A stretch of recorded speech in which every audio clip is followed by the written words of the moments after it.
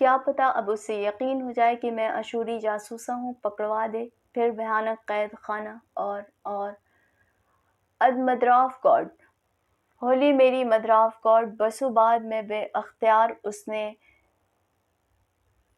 اختیار ساری دعائیں زور زور سے دہرانی شروع کر دیں۔ پھر اس پر منکشف ہوا کہ وہ قبطی میں مادر خداوند رٹے جا رہی ہے۔ ایک بانکا پہرے دار ڈھال تلوار جھنجھناتا اس کے نزدیک آیا اور پوچھا، او چھوکری، کیا تو ربا آئیسس کے مندر کی دیوداسی ہے؟ پدما نے بے بسی سے اس بات میں سر ہلایا۔ کیا کہتے ہو بھائی خوفو؟ دوسرا سنتری اسے بغور دیکھ کر بولا، یہ تو وہی ہے دوشیزہ فلک، کل رات ایک گڈریا مجھے بتا رہا تھا۔ دونوں سنتری فوراً اس کے سامنے سجدے میں گر گئے۔ عین اس وقت پھاٹک کی بھاری زنجیریں کھڑکھڑائیں، نفیری نقارے اور طبلِ جنگ کی فلک شگاف صدائیں بلند ہوئیں، مسلح پیادے اور تیر انداز مارچ کرتے گھوڑے ہنہناتے اراکین سلطنت کی سواری کے پیچھے داخل ہوئے۔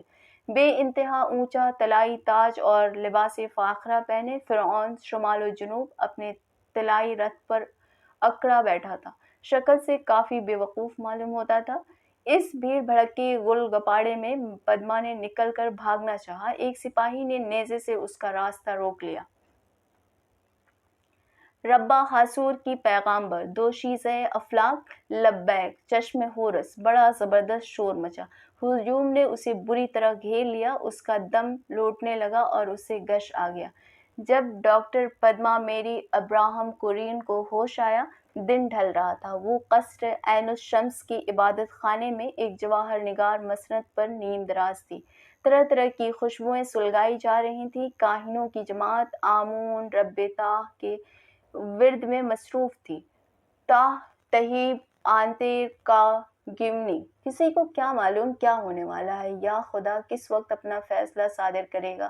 سراپس سراپس ایدفو تاہ تاہ تاہ! ڈاکٹر کرین کا سر چکرا گیا، وہ پھر مسند پر ڈھیر ہو گئی۔ سامنے ضعیف العمر فرعون ایک طلائی کرسی پر بیٹھا، دانت نکو سے بڑی دلچسپی سے اسے گھور رہا تھا۔ ایک نرم مزاج شاندار سا شخص جو سوس کا والد معلوم ہوتا تھا، بستہ سنبھالے بادشاہ کے نزدیک اسٹول پر بیٹھا تھا۔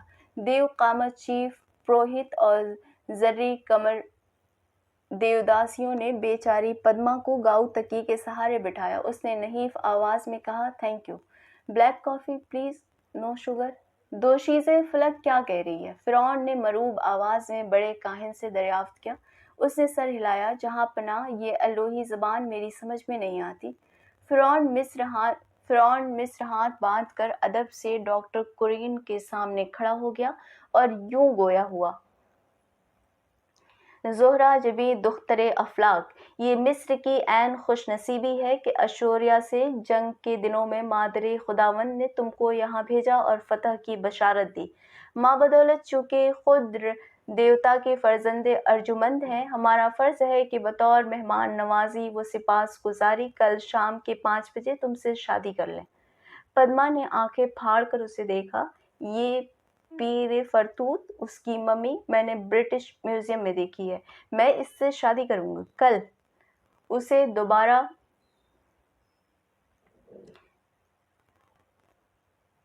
چکر آ گیا، آنکھیں بند کر لیں، اب پانی سر سے اونچا ہو چکا تھا۔ دوشیزہ فلک مراقبے میں چلی گئی۔ چیف کاہن نے آہستہ سے کہا، کمرے میں بڑی مؤدبانہ خاموشی طاری تھی۔ دوشیزہ فلک مراقبے میں چلی گئی۔ چیف کاہن نے آہستہ سے کہا، کمرے میں بڑی مؤدبانہ خاموشی طاری تھی۔ اس وقت پدما کے ذہن میں ایک خیال کوندا، ایک موہوم سی امید۔ چند لمحوں بعد اس نے آنکھیں کھولی اور کمزور آواز میں کہا، تخلیہ تخلیہ، میں دیوی سے رابطہ قائم کرنا چاہتی ہوں۔ فرعون، سوس کا باپ، چیف کاہن اور دوسرے حوالی موالی سب فوراً اٹھ کھڑے ہوئے۔ پدما نے دوسری آکاش بانی سنائی، فرزند رب سے شادی سے قبل مکمل تنہائی، سب دروازے کھلے رکھو، پہرے دار ہٹا دو۔ جو حکم بنت تاہ! بڑے کاہن نے سر جھکا کر عرض کی، کوئی ارضی مخلوق، مرد عورت چرند پرند مجھے اپنی صورت نہ دکھلائے۔ وہ سب ماں فرعون مصر فی الفور غائب ہو گئے۔ پدما نے صبح سے کچھ نہ کھایا تھا۔ نذرانے میں جتنے پھل اور مٹھائیاں اسے چڑھائی گئی تھیں، چن چن کر پہلے تو وہ صاف کی، منتر پھونکا، شربت گٹ گٹ پی ڈالا، تب ذرا حواس بجا ہوئے، پھر دریچے سے باہر نظر ڈالی۔ شام ہو چکی تھی، ہر سو مشعلیں روشن تھیں، مغنیوں اور سازندوں کا طائفہ بارادری کی طرف جاتا نظر آیا جہاں ضیافت کا انتظام کیا جا رہا تھا۔ بڑی گہما گہمی تھی۔ رفتہ رفتہ خاموشی چھائی، سارا شاہی خاندان، درباری اور خدام رنگ محل کی سمت چلے گئے۔ کچھ دیر بعد دریچے کے نیچے دو عبرانی غلام چپکے چپکے باتیں کرتے گزرے۔ نئی شادی کی خوشی میں جشن منا رہا ہے، کل ہوگی، بڈھا بالکل بولا گیا ہے۔ پدما کھڑکی میں سے ہٹ گئی۔ آدھے گھنٹے بعد وہ عبادت خانے سے پنجوں کی بل باہر نکلی۔ سنسان برآمدے کے سرے پر ایک دراز ریش عبا پوش عبرانی ہلکا بگوش ہاتھ میں مشعل لیے چپ چاپ کھڑا تھا۔ مارے خوشی کے پدما کے ہاتھ پاؤں پھول گئے۔ اس نے اشارے سے عبرانی کو اپنی طرف بلایا۔ وہ پیر مرد مشعل دیوار کے بریکٹ میں اٹکا کر اس کے قریب آیا۔ پدما نے اس کے کان میں کہا، چچا، میں ربا حاصور کی آسمانی خاص نہیں ہوں۔ بوڑھے نے اسے دھیان سے دیکھا۔ وہ بہت محتاط بزرگ تھا، خاموش رہا۔ پدما نے کہا، میرا نام مریم بنت ابراہیم ہے، خدائے ابراہیم و اسحاق کی قسم میرا نام۔ گرفتار بلا عبرانی ایک دوسرے کو فوراً پہچان لیتے تھے۔ شکلاً یہ لڑکی بنی اسرائیل سے نہیں لگتی تھی، مگر خدائے ابراہیم کی قسم کھا چکی تھی۔ بوڑھا متفکر ہوا۔ لڑکی نے دوبارہ کہا، بابا ربی، کیا آپ کا خیال ہے کہ میں دیوی حاصور کی؟ لا حول ولا قوت۔ مرد ضعیف نے دفتن جوش سے کہا، میں مریم بنت ابراہیم ہوں۔ جزاک اللہ، مجھے کسی طرح عبرانیوں کے محلے تک پہنچا دیجیے، میخائیل بن حنان کے گھر تک۔ میخائیل بن حنان بہت عام نام ہے، اور کچھ اتا پتہ بتاؤ۔ وہ دریائی بندرگاہ کی چنگی میں ملازم ہے، اور اگر امیر زادہ سوس اس وقت ایوان ضیافت میں فرعون ملعون کے ساتھ کھانا کھا رہا ہے۔ تم کو اس بت پرست نوجوان سے کیا غرض ہے؟ مریم بنت ابراہیم، کچھ نہیں۔ پدما میری ابراہم قرین نے جلدی سے کہا، میرے ساتھ آؤ۔ اس نے اپنی عبا اتار کر پدما کو اڑائی، مشعل بجھائی اور اسے چور راستے سے باہر نکال لے گیا۔ تاریک گلیوں میں سے گزرتے وہ ایک خراب و خستہ محلے میں پہنچے۔ ایک شکستہ دروازے پر جا کر بوڑھا آہستہ سے پکارا، شالوم علیکم یا یعقوب بن شمون۔ شالوم، کون ہے بھائی؟ حزقیل بن زکریا، آ جاؤ۔ وہ دونوں اندر گئے۔ وہ جمعے کی رات تھی۔ ایک عمر رسیدہ عبرانی، اس کی بیوی اور بچے زیتون کے تیل سے روشن منورہ کے سامنے بیٹھے راگ اتون میں دھیرے دھیرے ایک مناجات گا رہے تھے۔ پدما میری نے عبا اتاری اور کھجور کی چٹائی پر بیٹھ گئی۔ پچھلے کمرے سے میخائیل بن حنان نکل کر آیا۔ جزقیل بن زکریا نے اس کے کان میں کچھ کہا اور خاموشی سے باہر چلا گیا۔ 1315 قبل مسیح کے اس شب جمعہ، مہینہ اور تاریخ مجھے معلوم نہیں، میری قرین نے ان دکھیاروں کی داستان سنی اور اپنی انہیں سنائی۔ یہ لوگ اس کے ماضی بعید میں موجود تھے اور وہ ان لوگوں کے مستقبل بعید سے آئی تھی، لیکن یہ غیر معمولی طور پر ذہین و فہیم انسان جو کچھ اس نے بتایا بآسانی سمجھ گئے، خصوصاً نوجوان میخائیل بن حنان جو کریت کریت کر اس سے سوالات کر رہا تھا۔ یعقوب بن شمون نے آہستہ آہستہ کہنا شروع کیا، ہمارا مورث اعلیٰ ایک ارمی تھا، ابراہیم پیغمبر۔ وہ ابرالنہر کے اس پار کلدانیہ کے شہر ار میں رہتا تھا۔ وہ اپنے خاندان کو لے کر وادی فرات سے نکلا اور قحط کے دنوں میں چارگاہیں تلاش کرتا پھرا۔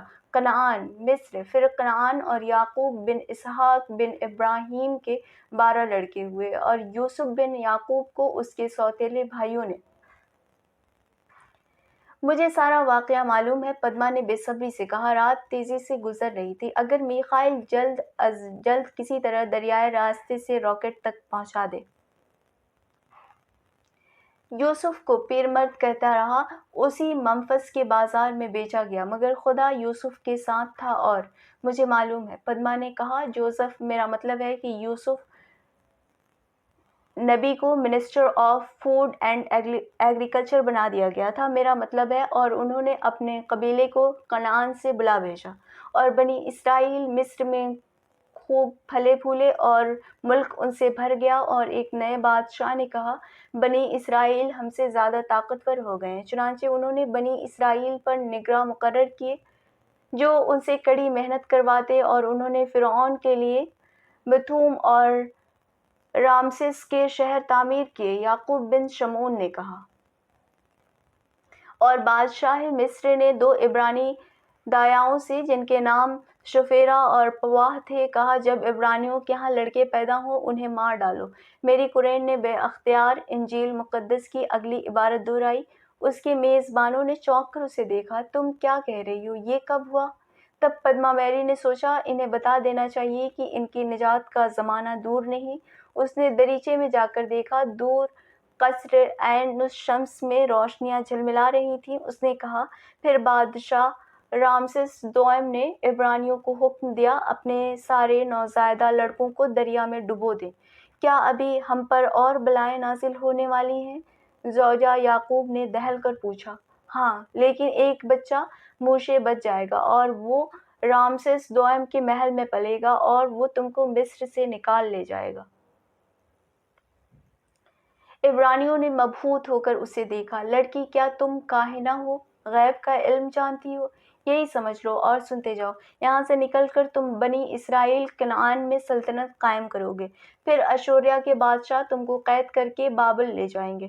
تم تورات کے صحائف لکھو گے، ایران کا شاہ سائرس تمہیں آزاد کر کے فلسطین بھیج دے گا، تمہارے یہاں داؤد بادشاہ کی نسل میں یسوع پیدا ہوگا۔ پدما نے غیر ارادی طور پر صلیب کا نشان بنایا۔ متحیر عبرانی اسے تکتے رہے۔ اس نے کہا، رومن تمہیں جلا وطن کریں گے، تم ساری دنیا میں مارے مارے پھرو گے، پھر آج کی رات سے پورے 3,2500 سال اور ولادت مسیح سے 1948 برس بعد تم اسی کنعان میں نئی حکومت قائم کرو گے، اور جس طرح تم کو دوسری قوموں نے جلا وطن کیا تھا تم عربوں کو ان کے وطن سے نکال دو گے۔ عرب کون؟ میخائیل نے دریافت کیا۔ پدما نے اکتا کر اپنے دور کی عالمی سیاست سے اسے مختصراً آگاہ کیا۔ میخائیل نے، جو بڑے دھیان سے اس کی باتیں سن رہا تھا، اس سے پوچھا، تمہاری سائنس نے اتنی ترقی کر لی ہے کہ تم روشنی کی رفتار سے تیز تر پرواز کر کے عرضی وقت کی حدود سے باہر ماضی میں پہنچ گئی، اس کے آگے کیا ہوگا؟ پدما نے گھڑی دیکھی۔ مجھے کچھ معلوم نہیں میخائیل، لیکن مجھے جلدی سے شہر پناہ کے باہر پہنچا دو۔ رات گزر چکی تھی اور دریائے نیل پر اجالا پھیل رہا تھا۔ ہمیں بھی اپنے ساتھ اپنے وقت میں لے چلو، عبرانیوں نے اس سے التجا کی۔ نہیں، پدما نے دل کڑا کر کے جواب دیا، یہ ممکن نہیں۔ ہم اپنے اپنے وقت سے آگے یا پیچھے نہیں جا سکتے، اپنے اپنے دور کی آزمائشیں سہنا ہمارا مقدر ہے۔ ہم تاریخ کو آگے یا پیچھے نہیں سرکا سکتے۔ کاش وہ سب ہوتا جو نہ ہونا چاہیے تھا۔ میں اسرائیل کی بنیا ڈیورا کی طرح تم کو یہ سب بتا رہی ہوں۔ دبورا چند صدیوں بعد تمہارے ہاں پیدا ہوگی، مگر جس زمانے سے میں آئی ہوں وہ انبیاء کے بجائے سائنسدانوں کا دور ہے۔ عبرانی کنبہ آنسو بہا رہا تھا۔ میخائیل چہرہ سخت کیے دیوار سے لگا کھڑا رہا۔ پدما نے تعصب سے اسے دیکھا۔ دروازے کی کنڈی کھڑکی، وہ سب دم بخود رہ گئے۔ یعقوب کی بیوی نے پدما کو ایک کمبل میں چھپا دیا۔ میخائیل نے کواڑ کھولا۔ دہلیز پر امیر زادہ سوس کھڑا تھا۔ سوس نے عبرانیوں سے کہا، چراغ بجھا دو، اور میری سے مخاطب ہوا، میں شاہی دعوت میں شریک تھا جب میرے خادم نے آ کر میرے کان میں چپکے سے کہا کہ آسمانی دوشیزہ غائب ہو گئی۔ ایک پہرے دار نے اسے عبرانیوں کے محلے کی طرف دیکھا ہے۔ میں نے خادم کو حکم دیا کہ اپنی زبان بند رکھے اور سیدھا یہاں آ رہا ہوں۔ تم نے مجھے کل صبح کو نہ بتایا، چپکے سے بھاگ گئی۔ فرعون سمیت سارا دربار اور فوجی افسر نشے میں دھت پڑے ہیں، مگر تمہیں ڈھونڈ نکالنے میں انہیں دیر نہ لگے گی، اور اگر ان کو شبہ ہو گیا کہ تم اشوری جاسوس ہو، پتھر سے باندھ کر نیل میں ڈبو دیں گے۔ اپنے متعلق سچ سچ بتا دو، شاید میں تمہیں بچا سکوں۔ پدما اور عبرانیوں نے بے بسی سے ایک دوسرے کی طرف دیکھا۔ عبرانی ذہنی ارتقاء کی اونچی سطح پر پہنچ چکے تھے اور پدما کے متعلق سمجھ گئے تھے، لیکن بیچارہ سوس، اتون اور ربکا اور حاسور کا پجاری، صحیفہ متفقین کا کاتب، موت کا پرستار، بعید ترین مستقبل کے متعلق اس کی عقل میں کیا آئے گا؟ پدما نے میخائیل کو دیکھا۔ میخائیل نے آہستہ سے کہا، بتا دو، حد سے حد یہ تم کو ایک کاہنہ یا ساحرہ تصور کرے گا، ورنہ شاید یہ بھی تم کو فرعون کے حوالے کر دے۔ پدما نے چند الفاظ میں سوس کو بتایا۔ بڑی حیرت کی بات تھی، سوس سمجھ گیا۔ 2-3 منٹ خاموش رہا، پھر بولا، چلو میں تم کو تمہاری ٹائم مشین تک پہنچائے دیتا ہوں۔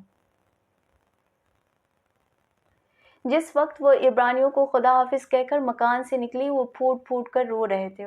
وہ ان بیچاروں کو جن کی نسل میں موسیٰ اور عیسیٰ اور کارل مارکس اور فرائڈ اور آئنسٹائن پیدا ہونے والے تھے، 1315 قبل مسیح کے گھٹا ٹوپ اندھیرے میں بے یارو مددگار کھڑا چھوڑ کر سوس کے اسپِ تازی پر سوار ہو گئی۔ شاید اسی وجہ سے انسان کو یہ صلاحیت نہیں دی گئی ہے کہ وہ آگے یا پیچھے دیکھ سکے، ورنہ رو رو کر مر جائے، پدما نے سوچا۔ جس وقت وہ دونوں نخلستان میں پہنچے، سورج نکل آیا تھا، راکٹ کھجور کے سامنے کھڑا دمک رہا تھا۔ پدما کی جان میں جان آئی، لیکن عین اسی وقت فصیلے شہر کی طرف سے گرد و غبار کے بادل اٹھے۔ فرعون کے شہسوار نیزے چمکاتے اس کے تعاقب میں اڑے چلے آ رہے تھے۔ پدما لپک کر راکٹ کی سیڑھیاں چڑھ گئی اور دروازہ کھولا۔ سوس نیچے کھڑا رہ گیا۔ وہ گھبرا کر چلا رہا تھا، مجھے ساتھ لے چلو، وہ مجھے مار ڈالیں گے، تمہیں فرار ہونے میں نے مدد کی ہے، وہ مجھے قتل کر دیں گے۔ پدما نے بوکھلا کر اس کا ہاتھ پکڑا اور اسے اندر کھینچ لیا۔ دروازہ بند ہو گیا۔ پدما نے 1966 کا بٹن دبایا۔